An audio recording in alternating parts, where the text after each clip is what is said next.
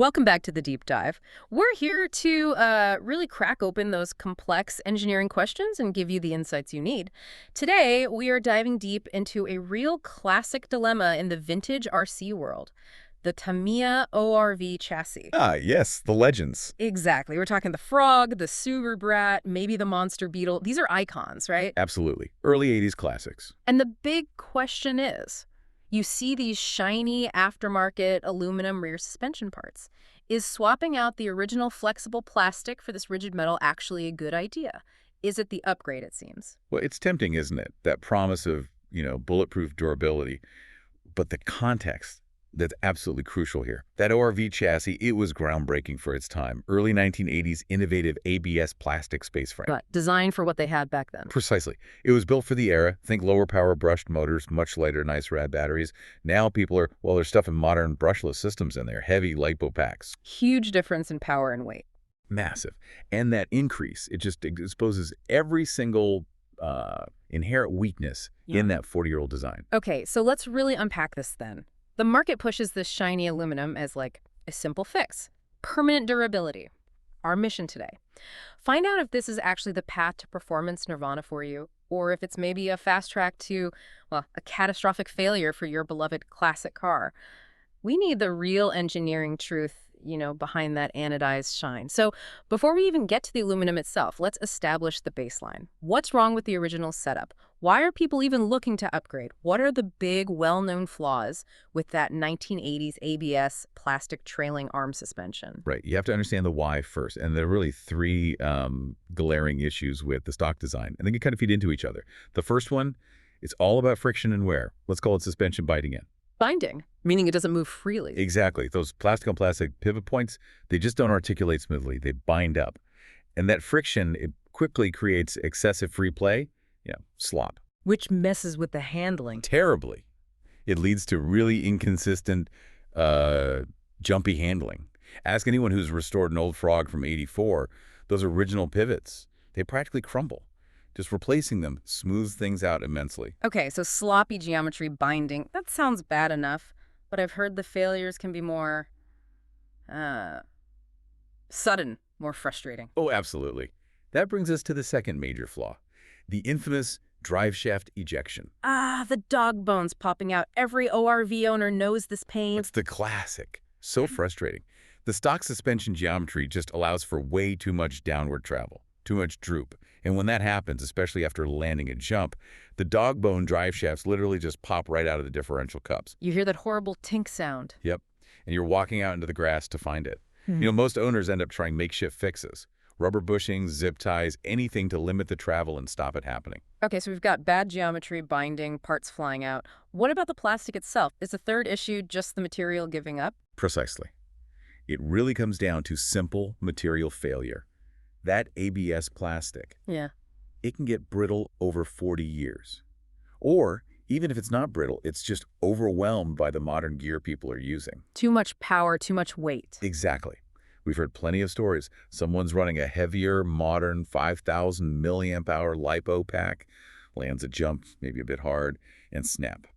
Stock trailing arm breaks, the combined weight, the higher impact forces. Yeah. It's just more than that original 1980s material was ever designed to handle. Okay, this is where it gets really interesting for me, because these things aren't isolated problems, are they? They're interconnected. Completely. It's a system. So the binding and the slop, they create these sudden, sharp shock loads, right? And you combine those impacts with the torque from a modern brushless motor, and that puts immense stress on the other weak points. Like the differential gears. They're notoriously weak in the stock gearbox. Right. I've heard people say they open the gearbox after just a few hard runs, and the grease inside is like metallic paste. Yeah, from the gears literally grinding themselves apart. It just highlights that the whole rear end, the suspension system, it's a point of systemic fragility on these cars. So if we connect this to the bigger picture, that decision, plastic versus aluminum, it's really a fundamental engineering choice. It dictates how the vehicle manages impact energy. Okay, let's define that. How do these two materials handle impacts differently? What's the philosophy? Well, the stock ABS plastic, Tamiya designed it for flexibility. It's meant to act as an energy buffer. Like a cushion. Exactly. Or what engineers sometimes call a sacrificial fuse. It deforms under impact. It absorbs that shock force. And if it does break, well, The idea is it protects the more expensive, harder-to-replace core chassis parts. Okay, makes sense. And the aluminum? Aluminum is pretty much the opposite. Its defining characteristic is rigidity. High rigidity. It doesn't really flex or absorb energy in the same way. Instead, it transfers force almost directly through to whatever it's mounted to. So less absorbing, more transmitting. Precisely. Yeah. Which is great for precision when things are going well, but potentially a massive liability in a crash. And how they fail is totally different too, right? Plastic snaps, you replace it, it's usually cheap. Correct. It's an obvious failure. Aluminum, it fails by permanent deformation. It bends. And bending is bad. Very bad. Mm-hmm. If you seriously bend one of those, say, 48R Sekidong aluminum arms, the suspension geometry is totally compromised. The part is basically useless. You can't just bend it back. Absolutely not. Trying to straighten a bent aluminum alloy arm severely weakens the material structure. It will snap completely on the next decent hit. Guaranteed. You just created a new weak point. Okay, that's a key difference. Now, physics. Aluminum isn't lighter than plastic. What's the impact of adding that extra weight back there? Right. This is a really critical drawback. People often overlook this when they're just chasing durability. For the same size part, aluminum is substantially heavier than ABS plastic, and that weight is unsprung weight. Unsprung, meaning the weight the springs don't support, like the wheels, the hubs, the arms themselves? Exactly. And because that mass is heavier, it makes it much harder for the shock absorbers to control the wheel movement over bumps. The suspension can't react as quickly to the terrain, so you get less traction, a bouncier, less stable ride. It's like a worse handling, ironically. What it can be, especially at speed. And potentially more stress on the main chassis tub over time, too. Okay, so there's a weight penalty, but surely there's an upside. You mentioned precision. Absolutely. This is where aluminum can shine.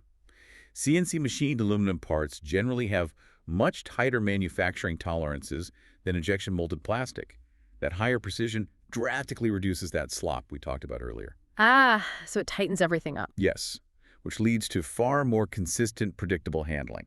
For someone trying to go fast, maybe race, that predictability can be a huge advantage. Okay, let's talk quality for a second. What about the brand here at RK Dong? And just generally, the risk with some of these aftermarket aluminum parts. We hear terms like Chinesium. That's a valid concern. Not all aluminum is created equal, not by a long shot. Performance really depends on the specific alloy used. Is it a strong aircraft-grade alloy like 7075 T6? Or is it a much softer, cheaper 6061 alloy? And the really cheap stuff might be even worse. Oh yeah. The true Chinesium often uses very soft, low-grade alloys that bend if you look at them wrong, and the fit and finish can be terrible. Now, RK Dong, based on user reviews of their other more complex kits, things like carbon fiber chassis conversions for other Tamiya models, they seem to be a tier above that basic level. People generally report acceptable quality, good fit, but, and this is the key thing, we often don't have verification of the exact alloy they're using. So it's still a bit of a gamble on long-term strength. It's a calculated risk, let's say. Better than the cheapest generic stuff, probably, but not guaranteed like a high-end race brand where they certify the material. Okay, now let's get to what you hinted at earlier. The single most dangerous potential drawback of putting these rigid arms on. The weakest link principle. Why does installing a supposedly stronger part sometimes lead to much worse, more expensive problems? Because that rigid aluminum arm, it's completely unyielding. It refuses to be the point of failure. It refuses to absorb that impact energy like the plastic did. So the force just travels right through it. Straight through it. Yeah. And where does it go? It gets delivered directly to the parts the arm is mounted to, which, on an ORV chassis, is the ABS plastic gearbox case and the main chassis tub. Oh dear. Parts that are often 40 years old, potentially brittle. And absolutely irreplaceable in many cases, or incredibly expensive and hard to find if you do break them. So a side impact that might have just snapped a cheap $10 plastic arm. Now that same force can tear the pivot mount clean off the gearbox housing, or crack the main chassis tub. Wow. So you turn a simple, cheap failure into a potential chassis-destroying catastrophe. So this raises a really important point. These rigid aluminum arms, they're marketed for enhanced durability, right? That's the selling point. Always. But in reality, they can actually transform the vehicle from a pretty forgiving basher that breaks cheap parts into a high-consequence machine that's fundamentally more fragile right at its core. That's exactly it. You haven't eliminated the weak link, you've just moved it. You've shifted the failure point from a cheap, easily replaced consumable part to the integral, expensive foundation of the entire vehicle. Yeah. So the right decision here, it really hinges entirely on what the owner wants to do with the car. They're goals. You absolutely have to match the upgrade to the application. If you don't, you're almost guaranteed to either waste your money or, worse, break your chassis. Okay, let's break that down then. Let's Yeah. create some profiles. Profile 1, the casual basher. This is someone who just wants maximum runtime, minimum cost, backyard fun, maybe running at the park, not racing, not trying to break speed records. Okay, for this user, the recommendation is crystal clear. Avoid the aluminum arms. Just stick with plastic. Absolutely. That plastic arm is the necessary sacrificial fuse. It's designed to break first.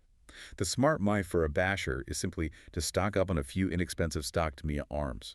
Or, if you can find them, maybe some aftermarket plastic arms made from a more resilient modern plastic, but still flexible. Keep that fuse intact. Got it. Okay, profile 2, the collector, the shelf queen owner. Their priority is looks, display value. They might run the car very gently occasionally, if at all. Mostly, it sits looking pretty. Right.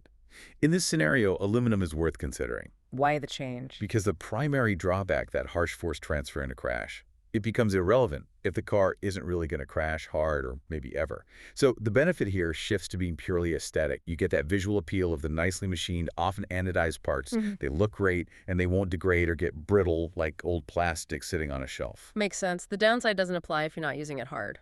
Okay, finally, profile 3, the performance modifier. This is the ambitious one.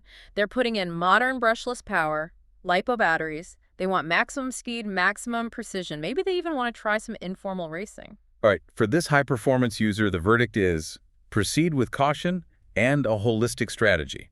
Meaning? Meaning the aluminum arms can offer benefits here, that precision, better handling under power, but, and this is critical, they absolutely must be the final step in a series of upgrades, not the first. You can't just slap them on a stock car with a hot motor. No, that's just asking for trouble.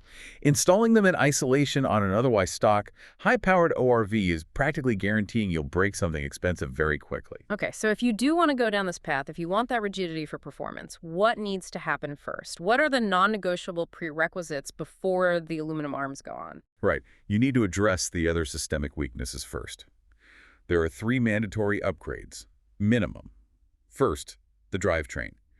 That stock differential, as we said, it's notoriously weak. It will instantly grenade under the shock loads transmitted by rigid aluminum arms and brushless power. So you need something tougher. Essential. You need a proper, robust upgrade. Something like the classic MIP Super Ball diff is a common, proven solution for these gearboxes. Second, mandatory upgrade. You must permanently solve that drive shaft ejection issue. No more Band-Aid fixes. Right, the dog bones flying out. Yep. That means installing modern universal shafts, what we usually call CVDs, constant velocity drive shafts. They don't pop out in dog bones. Or, alternatively, you need to use internal shock spacers to physically limit the maximum suspension droop so the stock dog bones simply cannot fall out, even at full extension. Okay, drivetrain, drive shafts. What's the third? Third, you absolutely must improve the damping. Those stock friction shocks or even the basic Tamiya oil shocks often fitted, they just cannot cope with the increased unsprung weight of heavy aluminum arms. The bounciness problem. Exactly. You need quality, properly tuned, oil-filled dampers. Think Tamiya CVA shocks at a minimum, or ideally something better like their TRF dampers, something that can actually control those heavier wheels and arms and keep the tires planted. Okay, that makes total sense. You're basically reinforcing the whole system around the arms. The arms only work if everything else can handle the load and the rigidity they introduce? Precisely. Yeah. And for the truly serious racer, the person pushing it to the absolute limit, there's arguably one final requirement. What's that? To really complete the transformation and protect the core structure, you should strongly consider installing a chassis stiffener along with the aluminum arms. Like a brace across the main tub? Yeah, something to reinforce the main ABS chassis tub itself. Because now, with the arms being unyielding, the chassis becomes the next potential breaking point from those rigid impact forces. The stiffener acts as a countermeasure. Wow, so it's a whole system transformation. It really is. Yeah. Only when you've done all that drivetrain, drive shafts, damping, and chassis stiffening have you really created a platform that can safely leverage the potential benefits of rigid aluminum arms. So wrapping this up, what does this all mean for you, the listener?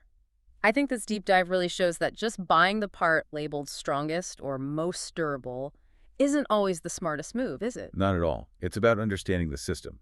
It's system engineering. You have to think about where the energy goes in a crash, not just how tough one single component feels in your hand. Exactly. That stock Tamiya ORV rear suspension, for all its flaws, it embodies a specific design philosophy. Sacrifice a cheap, flexible part the arm to save the expensive integral core components like the gearbox and chassis. Swapping to rigid aluminum, it completely reverses that philosophy.